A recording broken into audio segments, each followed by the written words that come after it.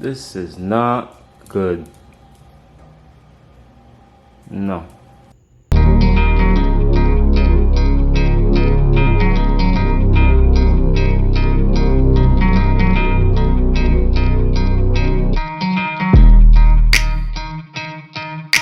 What's going on, guys? So this video is going to be a little bit different. A subscriber of mine reached out and said, hey, I got into a car accident and I've contacted multiple shops. They're all giving me crazy estimates. Is there anything you can do about it? He's followed my previous build that I've gotten from Texas. I did a whole entire M5 facelift. If you guys want to see that, you can go in my links down below. I have Facebook, Instagram, and you'll see the build there. As you can see, this thing took a beating. Now, the owner of the vehicle said that there is a problem with the steering. I'm guessing it's the steering rack. I really won't know until I start digging, so let's start doing that now. We just have to take off the fenders, the bumper, and see what's going on with everything inside. All right, let's start dissecting this thing.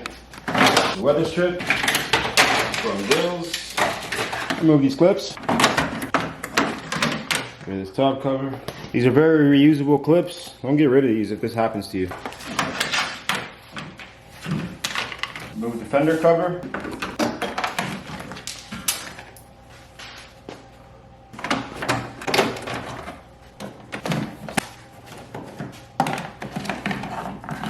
Remove these fender bolts. They're held on by 10mm screws.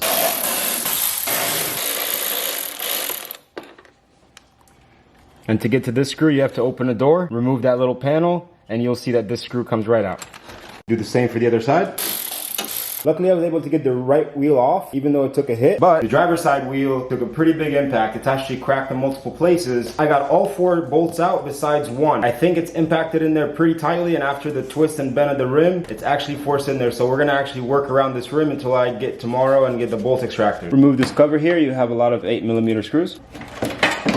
Remove this cover. Remove the 8mm screws and a few clips that connect the bumper to the undercarriage. You have 2 8mm screws that hold the bumper to the fender. Remove them from each side. Unplug or remove your sensor from the bumper at this point. Keep it on the side here. And that's the only connection you need to do on this side. Remove the sensor. You have your exterior ambient temperature sensor. Remove that from its place. And you have 2 connections right here. Unplug both of them. One. Grab the bumper. Wiggle it out, literally, with one hand. The headlights held on by 4 T30 screws, 2 on the top and 2 on the very corner in the back.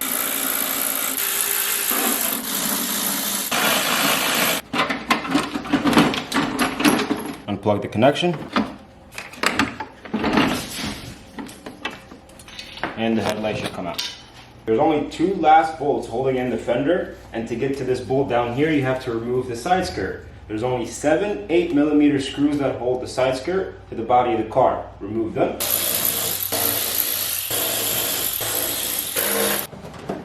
Once all 8 10mm screws are out for the fender, just comes right out of place.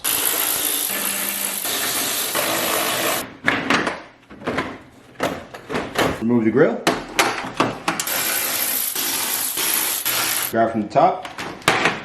Pull it out of place and disconnect your shutter motor and pull it out. If you guys are looking for a video on how to cut these completely off without a check engine light or anything, just click up on the link. I'll post it up here on top. All right, so far we got the headlights, the bumper, the grill, both fenders off, both side skirts, and one of the wheels. Basically everything that was affected by the accident, and I started to take a look underneath the car. There's a little bit of some issues, so let me show you. So this guy here is the wishbone. Clearly it's very bent and needs replacing. This is supposed to be straight. And this here is the tie rod, and it connects to the steering rack. And the steering rack is bent. So clearly we need to take this out and replace it, and also get a couple of tie rods, because you can almost move this in place. See? So that needs to go. The sway bar is in the way of the steering rack. So to remove the sway bar, you have to remove this bracket. There's 2 of them. You have 3 E14 bolts. Just remove them. Do the same for the other side.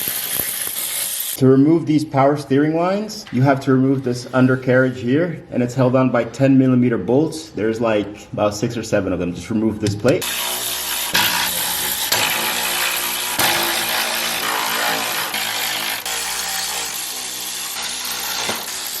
Your power steering lines are held on by 3 zip ties. Just go ahead and remove those.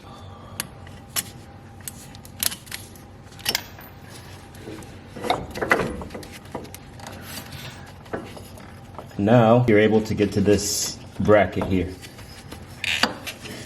Go ahead and wedge it off. There you go.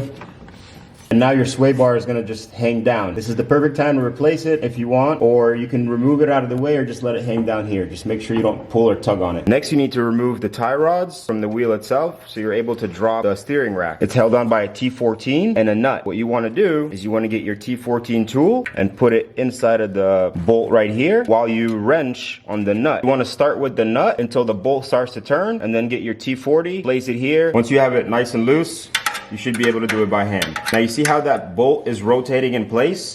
This is where your T40 comes into play. Just put it here and keep turning on that bolt.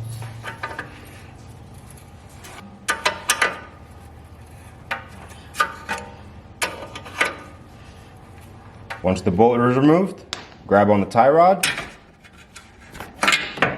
There you go. And do the same for the other side. There's 3 plugs. You only have to disconnect 2 of them. One of them has this little red tab. Pull it out, squeeze, unplug it. And this connection, just squeeze the 2 ends and pull it out. And now your steering cables are out of the way. The steering shaft and the steering rack are held on by this 5/16 bolt. Just go ahead and remove that. It's only about 10 or 11 Newton meters torque down. You have plenty of space, thankfully, so remove that bolt and the shaft should be loose. And here's that screw. Now the only thing holding up the steering rack is 2 18mm bolts. Just remove those 2 and the steering rack should come right out. Once you have everything removed, it should just pop up just like that. And here's our culprit. Even the slightest of bent will throw off the steering. I also see a lot of people online that have a problem with your tires running out of thread well very quickly. This is probably why, because you can go and get it aligned a million times. If this is twisted or bent, it's gonna keep happening again and again. So check your steering racks. If you're just replacing your tie rod, make sure that you measure how much it is from the first thread to the tie rod and mark it down somewhere. So when you go to reinstall it, when you're driving down to the alignment shop, it'll be kind of aligned until you get there. So you just want to measure. In my case, I have the steering rack here. When I get the new parts, I'll do my measurement and then I'll put the new tie rod in correct. Alright guys, that's pretty much everything that's broken or isn't right on the car besides the wishbone, and I'll do that in the next video. The steering rack, side skirts, fenders, both headlights, the bumper, everything's out. Even that bolt that held on the other wheel, it was destroyed. It took us a few hours to get this off, but we get it out. Pretty much it guys. In the next video, I'm gonna get the steering rack and I'm gonna start putting things together so we can put this car back on the road. We have a lot of ideas for this car, so stay tuned and let me know what you guys think. Till next time, peace. Alright, that's not good. Alright, you guys need to open up. Take a step back. Take a step back. He wants to go for it. Alright, we need to make sure we pass that on video. There you go.